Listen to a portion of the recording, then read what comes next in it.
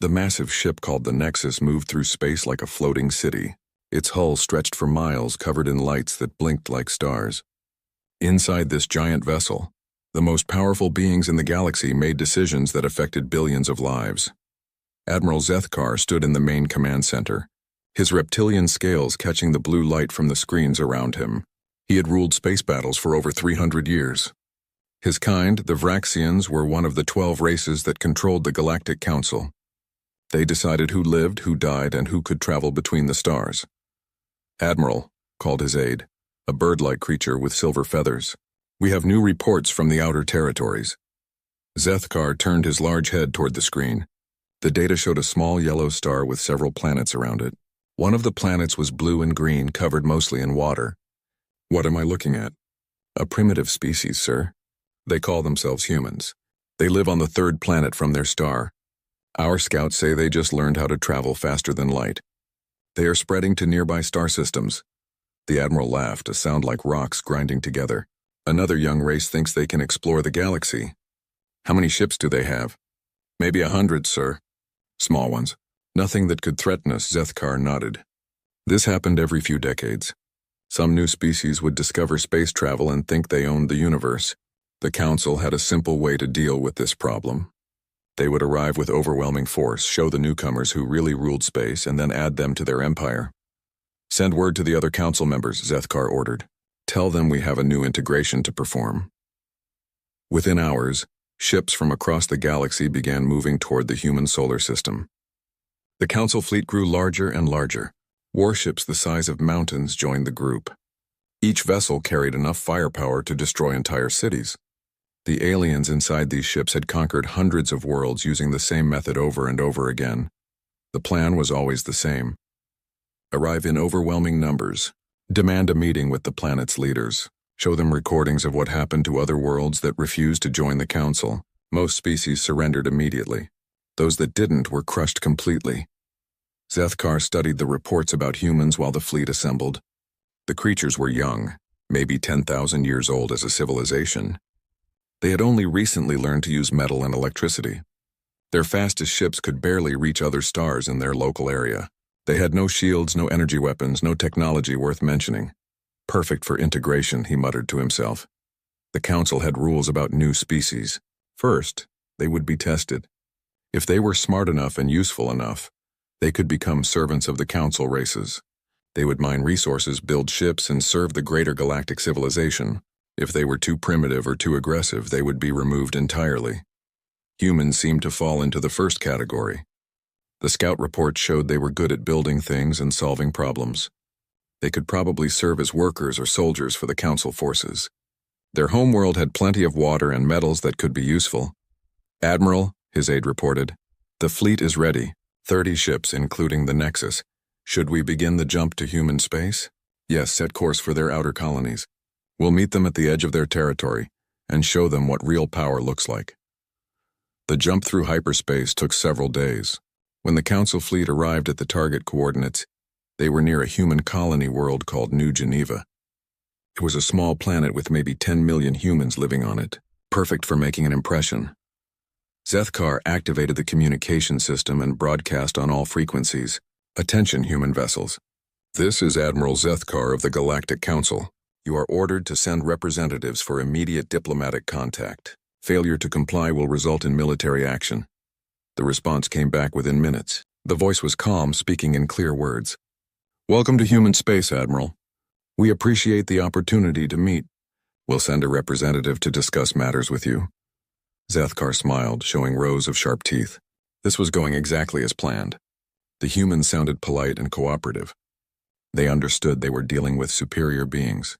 This would be one of the easier integrations he had overseen. Excellent, he replied. Send your representative to these coordinates. We await your arrival. The Admiral turned to his staff. Begin recording everything.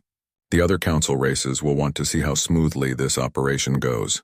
These humans seem more reasonable than most new species. His communications officer, a tall gray being with large black eyes, raised one thin hand. Sir, I'm detecting a hyperspace signature approaching our position. The human representative is arriving.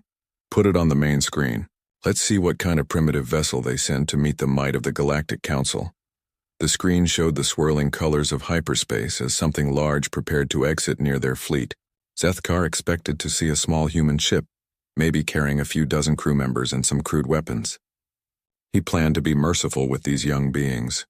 They would make decent servants once they learned their proper place in the galaxy. Contact emerging from hyperspace in 10 seconds, the communications officer announced. Whatever they're sending, sir, it's quite large, Zethkar frowned. Large was relative. Even the biggest ship he'd seen from a primitive species was tiny, compared to Council vessels. How large? I'm getting strange readings, Admiral. This might be some kind of error in our sensors. Just show me the ship. The hyperspace window burst open like a flower blooming, and something emerged that made every alarm in the Council fleet begin screaming at once. What appeared was not a ship. It was not even a fleet of ships. It was something that defied every assumption Zethkar had made about these primitive humans. It was bigger than anything he had ever seen in space, bigger than many moons, stretching across the viewscreen like a metal wall that went on forever. The surface was covered with structures and weapons that seemed to go on for miles and miles. Lights blinked across its hull in patterns that hurt to look at directly. The silence in the command center stretched for long moments as every member of Zethkar's crew tried to understand what they were seeing. Finally, his aide whispered, "Admiral, what is that thing?" Zethkar's throat felt dry. His hands shook as he gripped the edge of his command console. For the first time in 3 centuries of commanding fleets, he was looking at something that made his own flagship seem small and helpless. "I don't know," he admitted, his voice barely audible. "I don't know what that is." The human vessel hung in space like a metal mountain that someone had stretched until it was longer than most cities. Captain Sarah Chen stood on the bridge of the UHSF Indomitable, watching the alien fleet through the massive viewing windows that ran along the front of her ship. "Ma'am," called Lieutenant Rodriguez from the sensor station, "the alien vessels are maintaining their distance. They haven't moved since we arrived." Chen nodded. She had expected this reaction. The Indomitable was designed to make exactly this impression on anyone who saw it. At 200 kilometers long and 40 kilometers wide, it was more than a ship. It was a statement about what humanity could build when they put their minds to it. "Are their weapons powered?" she asked. "Some of them, Captain. The smaller ships activated their weapon systems when we dropped out of hyperspace. The big one in the center seems to be holding back. Smart of them. Signal all departments. We're now in diplomatic contact with an unknown alien civilization. Everyone stays alert, but nobody fires unless I give the order." The bridge of the Indomitable was itself larger than most spaceships. Hundreds of crew members worked at stations that controlled different parts of the massive vessel. The ship's artificial intelligence, called ARIA, managed thousands of systems that no human crew could handle alone. "Captain Chen," ARIA's voice came through the speakers. "I'm receiving a communication from the largest alien vessel. They're asking us to identify ourselves. Put them through, ARIA." The main screen lit up with the image of a creature that looked like a giant lizard walking on 2 legs. Its scales were dark green with patches of black, and its eyes were bright yellow. When it spoke, its voice was deep and rough. "Human vessel, I am Admiral Zethkar of the Galactic Council. You will state your identity and purpose immediately." Chen stepped forward so the alien could see her clearly. She wore the dark blue uniform of the United Human Space Force, with the silver stars of a fleet captain on her collar. Her brown hair was pulled back in a regulation style, and her dark eyes met the alien's gaze without fear. "I'm Captain Sarah Chen of the United Human Space Force vessel Indomitable. You requested a meeting with human representatives." "Here I am." The alien's face showed confusion. "This is your diplomatic vessel?" "That's correct, Admiral." "Is there a problem?" For several seconds, the alien said nothing. Chen could see him looking at something off-screen, probably getting reports about the size and power of her ship. She had seen this reaction before, during humanity's first contact with the automated probe from the galactic rim. Size and strength spoke a universal language. "Captain Chen," the Admiral finally said, "your vessel is unusually large for a diplomatic mission." "Is it?" "We weren't sure what to expect from first contact with an alien civilization. We thought it was better to be prepared." Chen's voice stayed calm and polite. "How large is your diplomatic vessel, Admiral?"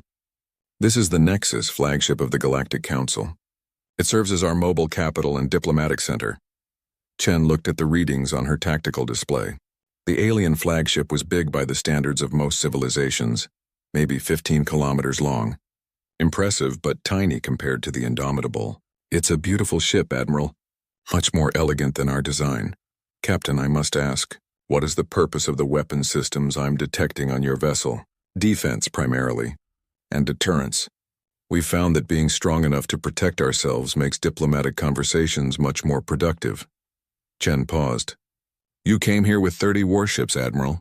Were you planning to use those for diplomacy as well? The question hung in space between the two fleets. Chen could see the alien admiral struggling with the situation. He had probably never met another species that could match his firepower. The Galactic Council was used to being the biggest force in any conversation. Captain, Zethkar said slowly, perhaps we should discuss the terms of your integration into the Galactic Council. Integration? Chen raised an eyebrow. I think there's been a misunderstanding, Admiral. We're here to establish diplomatic relations between equals. Integration isn't on our agenda. Captain Chen, you must understand.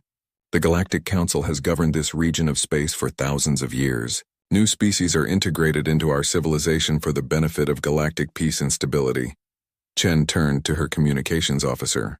Commander Park, please transmit file package Delta 7 to the Admiral's ship. Transmitted, Captain. Admiral Zethkar, we've sent you some information about human civilization that might help clarify our position. Take a look at that data and then we can continue our discussion.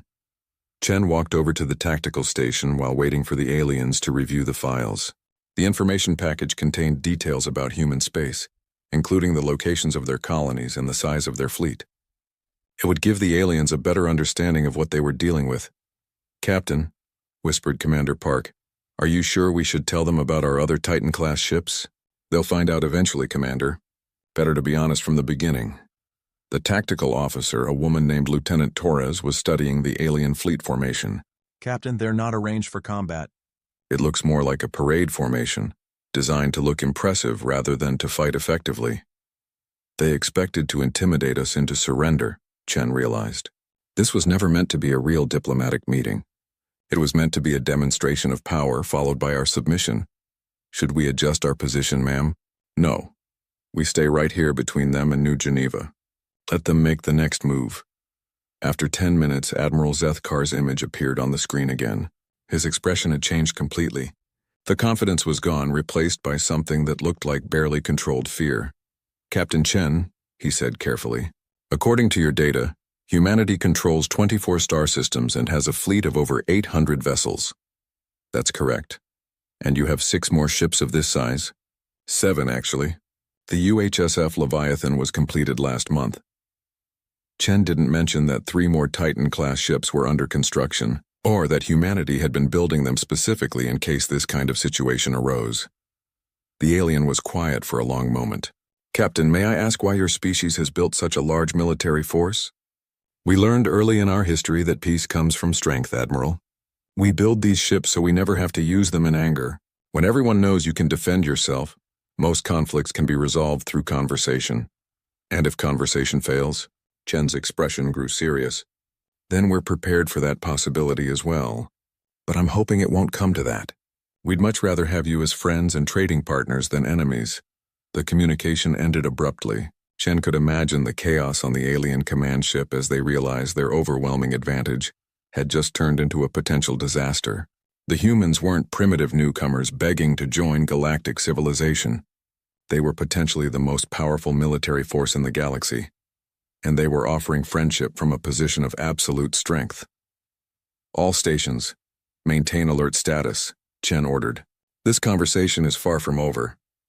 Captain Sarah Chen walked through the corridors of the UHSF Indomitable, past the endless rows of crew quarters and workstations that housed her ship's population of 2 million people. The vessel was so large that it had its own internal transportation system, with trains that carried people and supplies from one section to another. She stopped at the observation deck on level 847, where a group of civilian scientists were studying the alien fleet through powerful telescopes. Dr. James Walsh, the ship's head of xenobiology, looked up from his instruments as she approached. Captain, we're getting some interesting readings from their vessels, he said. Their technology seems advanced, but not as advanced as we expected. How so? Their energy signature suggests they're using fusion reactors, similar to what we used 50 years ago. Their hull materials appear to be standard metal alloys, nothing exotic or particularly impressive. Dr. Walsh adjusted his telescope's focus. Honestly, Captain, I'm surprised they managed to build an interstellar civilization with this level of technology. Chen nodded. This matched the intelligence reports her government had been gathering for the past 20 years.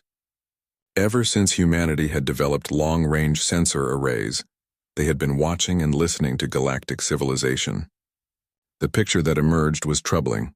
The Galactic Council ruled through intimidation and overwhelming numbers, not superior technology.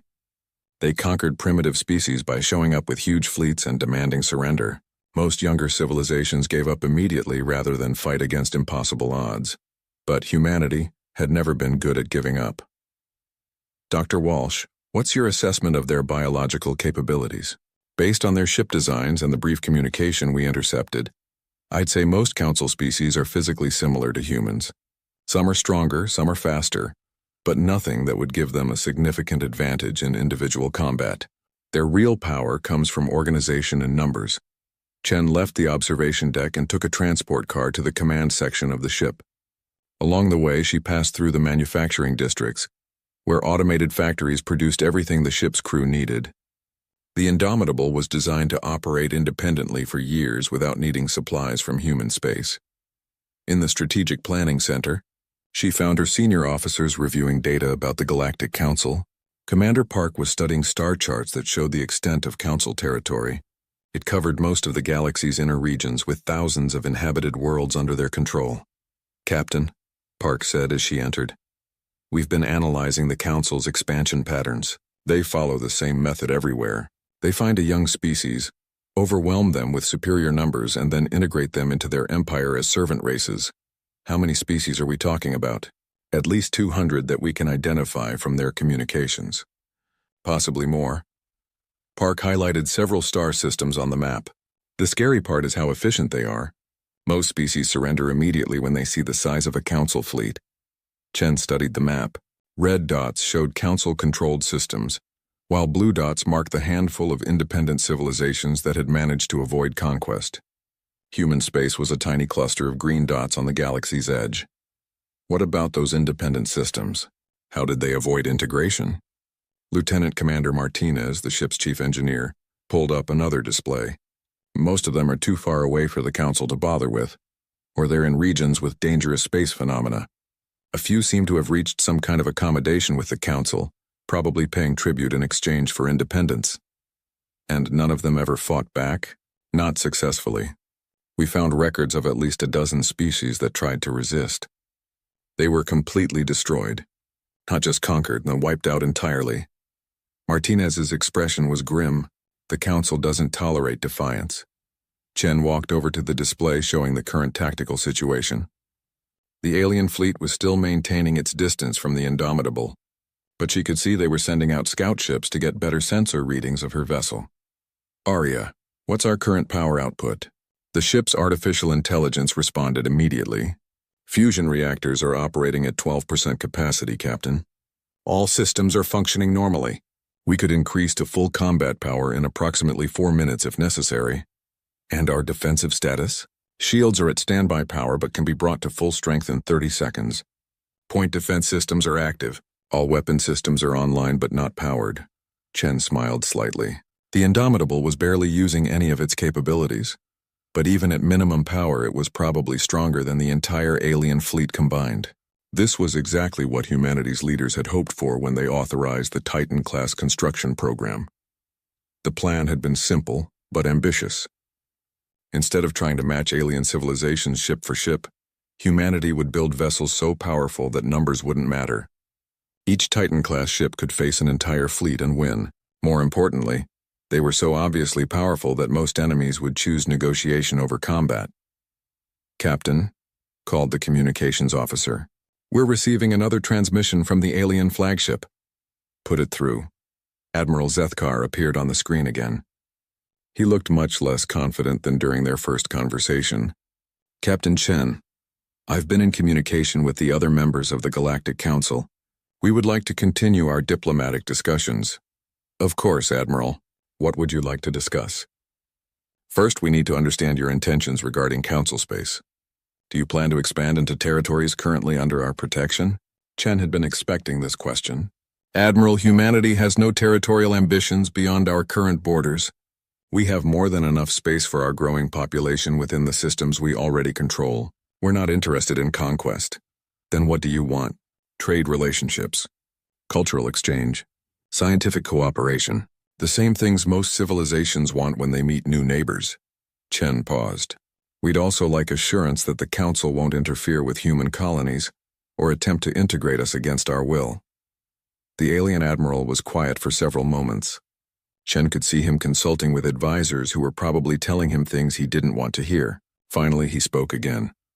Captain, the Galactic Council has maintained peace and stability for thousands of years through our integration system. Independent civilizations create complications. What kind of complications? Wars, resource conflicts, territorial disputes. When species are allowed to develop independently, they often come into conflict with their neighbors. Integration prevents these problems. Chen considered this. It was probably true that the council system prevented some conflicts, but it also prevented growth, innovation, and freedom. Every species under council control was locked into whatever role the ruling races decided for them. Admiral, I understand your concerns, but humanity has a different approach to galactic peace. We believe strong, independent civilizations that respect each other's sovereignty are more stable than empires built on conquest.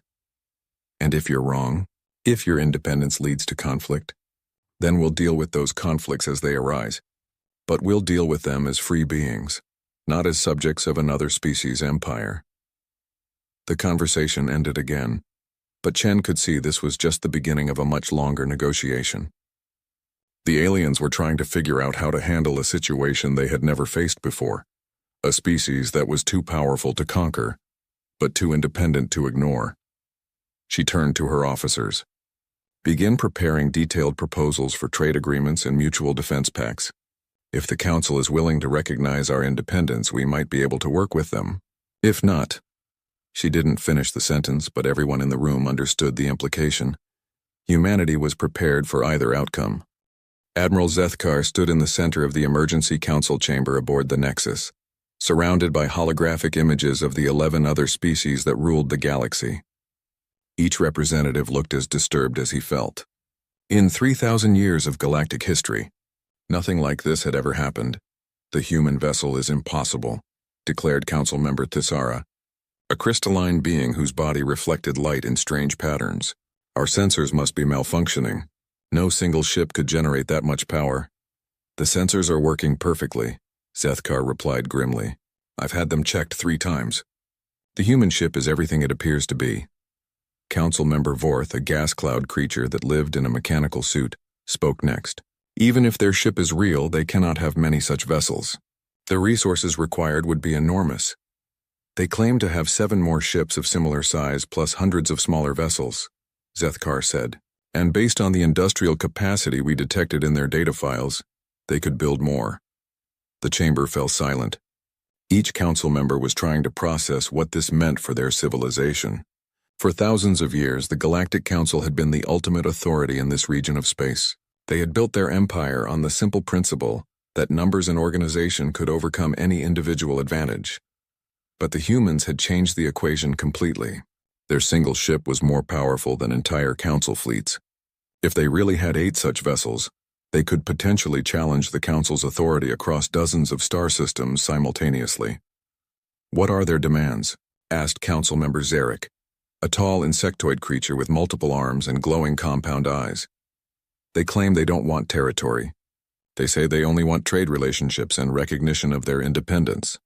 Zethkar pulled up the communication logs. But they've made it clear they will not accept integration into our system. Unacceptable, Zarek clicked angrily. No species has ever been permitted to remain independent within our sphere of influence. It would set a dangerous precedent. Council Member Nalara, who looked somewhat like a giant sea creature, moved her tentacles in patterns that indicated deep concern. If we allow the humans to remain independent, other species might demand the same treatment. Our entire governmental structure could collapse. Zethkar had been thinking about this exact problem since his first conversation with the human captain. The Galactic Council's power depended on the belief that resistance was futile. Every species they encountered had to believe that joining the Council was their only option for survival. If word spread that humans had successfully negotiated from a position of strength, it could inspire rebellion throughout Council space.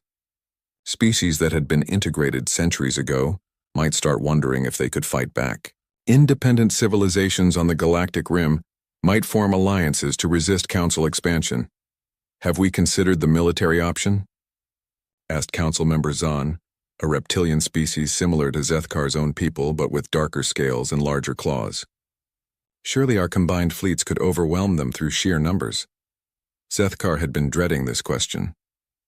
I've run the tactical projections. The human ship's defensive capabilities appear to be extraordinary. Our weapons might not be able to penetrate their shielding at all. And their offensive weapons, he paused, checking his reports again. Their offensive weapons could destroy our largest ships with single shots.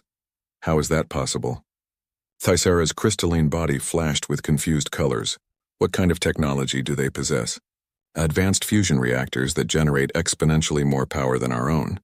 Hull materials we can't identify that seem stronger than anything in our database. Weapon systems based on kinetic bombardment and directed energy that operate on scales we've never seen. Zethkar's voice grew quieter as he continued. They may be centuries ahead of us technologically.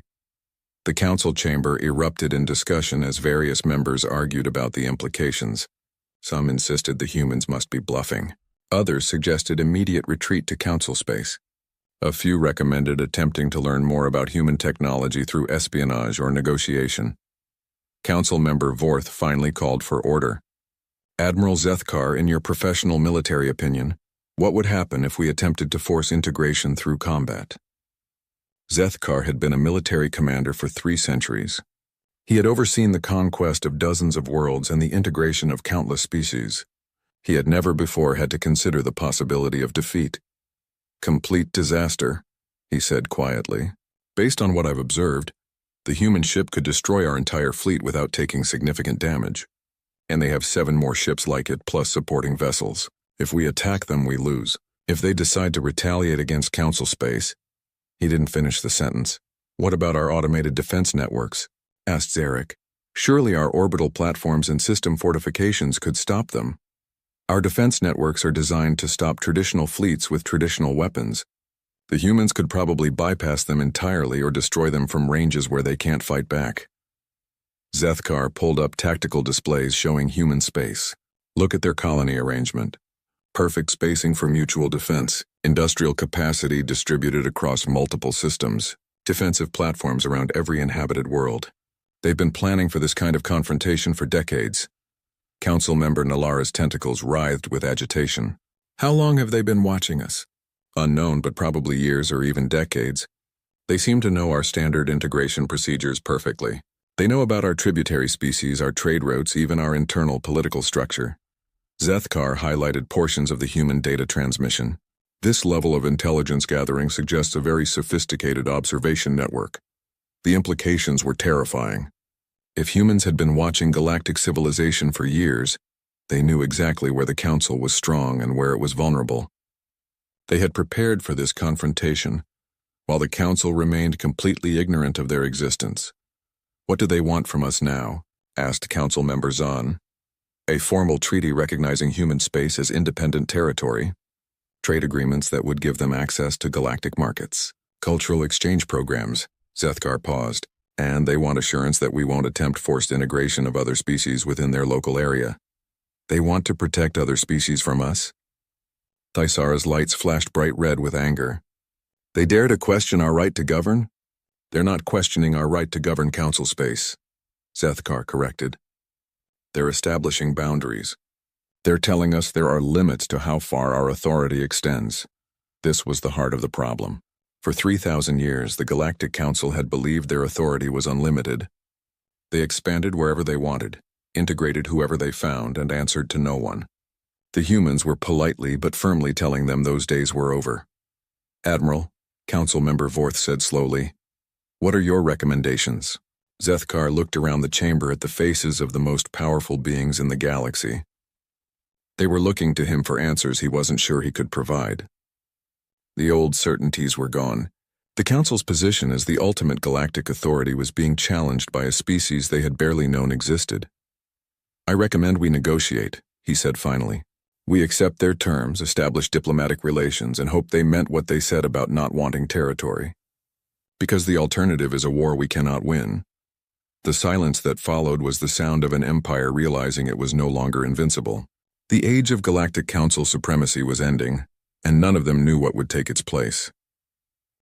The signing ceremony took place in neutral space, exactly halfway between the human colony of New Geneva and the edge of Council territory. Two massive ships faced each other across the void, the UHSF Indomitable and the Council flagship the Nexus. Captain Sarah Chen stood in the ship's main conference room, a space large enough to hold 1,000 people comfortably. The room had been designed for exactly this kind of occasion, with polished metal walls displaying the flags and emblems of human colonies throughout space. Across from her, Admiral Zethkar represented the Galactic Council. The reptilian commander looked older than he had during their first meeting, as if the past weeks of negotiation had aged him years. Behind him stood representatives from each of the 12 Council species, their various forms creating a strange but impressive display of galactic diversity. Article 1. Chen read from the treaty document. The Galactic Council recognizes the sovereignty and independence of the United Human Space Federation over all territories currently under human control, including all planets, space stations, mining facilities, and shipping lanes within designated human space. Zethkar nodded slowly. Accepted by the Council. Article 2. Both parties agree to establish peaceful trade relationships based on mutual benefit and voluntary exchange. Neither party will attempt to restrict the other's access to galactic markets or interfere with lawful commercial activities. Accepted, the ceremony continued, for over an hour, as they worked through each point of the agreement. Trade protocols, territorial boundaries, dispute resolution procedures, cultural exchange programs, all the framework needed for two powerful civilizations to coexist peacefully. But everyone in the room knew this was about more than trade and territory. This treaty was establishing a new principle in galactic politics, that the Galactic Council's authority had limits, and that some civilizations were strong enough to negotiate as equals rather than subjects. Article 15, Chen continued. Both parties agree to respect the sovereignty and self-determination of independent civilizations within their respective spheres of influence. Neither party will attempt forced integration or conquest of species that have not voluntarily requested membership. This article had been the most difficult to negotiate. The Council had argued for hours about their traditional integration policies, claiming they brought peace and stability to the galaxy. But faced with humanity's obvious military superiority, they had eventually agreed to restrict their expansion activities to species that actually wanted to join their empire. Article 16. In the event of external threats to galactic peace and stability, both parties agree to consult with each other and consider coordinated responses to protect civilian populations and maintain interstellar order.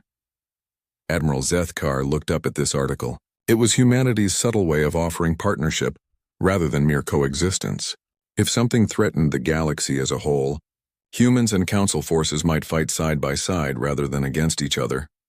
Accepted, he said quietly. When the formal readings were complete, both commanders signed the treaty documents using traditional methods from their respective cultures. Chen signed with a simple pen made from metals mined in the Sol system. Zethkar pressed his clawed hand into a bioreactive pad that recorded his genetic signature. Captain Chen, Admiral Zethkar said as they shook hands in the human custom. May I ask you a personal question? Of course, Admiral. How many more ships like the Indomitable does humanity actually possess? Chen's smile was diplomatic but not entirely revealing. Enough, Admiral. We believe in being prepared for any possibility. Prepared for what, exactly? What does humanity expect to face in this galaxy? Chen looked through the conference room's viewing windows at the stars beyond. We don't know what's out there, Admiral. Maybe there are threats neither of us has discovered yet. Maybe there are other civilizations even more powerful than ours. Maybe the galaxy will remain peaceful for centuries. She turned back to face him. But if something dangerous does appear, wouldn't you rather have us as allies than enemies? The question hung between them as the ceremony concluded and the various delegations prepared to return to their ships. As Admiral Zethkar walked back toward the shuttle that would take him to the Nexus, he reflected on how much had changed in just a few weeks. The Galactic Council was still the largest political organization in the galaxy, still controlled thousands of worlds, still commanded fleets that could overwhelm most civilizations, but they were no longer the ultimate authority in galactic affairs. They now shared space with another major power, one that had proven itself capable of projecting force across interstellar distances. More importantly, the precedent had been set. Independence was possible. Resistance could succeed. Other species throughout the galaxy would eventually hear about humanity's successful negotiation, and some of them would start wondering if they too could demand better treatment from their galactic neighbors. On the bridge of the Indomitable, Captain Chen watched the Council fleet prepare for the journey back to their territory. The alien ships moved in perfect formation, their crews probably eager to return to familiar space after weeks of uncomfortable proximity to humanity's massive vessel. "Captain," called Lieutenant Torres from the tactical station, "we're receiving a priority message from Earth Command." "Put it through." The image of Admiral Harrison appeared on the main screen. He was the commanding officer of the United Human Space Force and one of the architects of humanity's defensive strategy. "Congratulations, Captain Chen. The treaty signing was broadcast throughout human space. You and your crew have made history today." "Thank you, sir. What are our orders now?" "Return to patrol duties in the outer colonies. But stay alert. We're getting reports that some of the independent civilizations on the galactic rim are sending diplomatic inquiries. They want to know more about humanity's approach to interstellar relations." Chen nodded. This was what they had expected. Word of humanity's successful negotiation would spread quickly through the galaxy's communication networks. Species that had been hiding on the edges of known space to avoid Council integration would start wondering if they could find safety in numbers. "Are we prepared to extend protection to other species, sir?" "That depends on the circumstances. We're not looking to build an empire, Captain. But if there are civilizations that share our values and want to work together for mutual defense," Admiral Harrison paused, "we'll evaluate each situation as it develops." The communication ended, leaving Chen to contemplate the future. Humanity had achieved its immediate goals: recognition as an equal power and protection of human space from forced integration. But this was just the beginning of a much larger change in galactic politics. Over the following months, the effects of the treaty became clear throughout the galaxy. 3 independent civilizations on the galactic rim formed a mutual defense pact with humanity, creating the first alternative to Council membership in thousands of years. Several Council member species began quietly requesting more autonomy within the existing system. Most significantly, the galaxy's approach to conflict resolution began to shift. Instead of the Council simply imposing solutions through superior force, disputes increasingly involved negotiation between multiple parties with comparable power. It was messier and more complicated than the old system, but it was also more just. Admiral Zethkar, now serving as the Council's primary liaison with human space, often found himself remembering Captain Chen's final question during the treaty ceremony. What threats might be waiting in the unexplored regions of the galaxy? What challenges might require the combined strength of all galactic civilizations to overcome? He didn't know the answers to those questions, but he was increasingly grateful that when those challenges finally appeared, humanity would be standing with them, rather than against them. The galaxy had become a more complicated place, but it might also have become a safer one. The age of human expansion was just beginning, and with it, a new chapter in galactic history that no one could predict.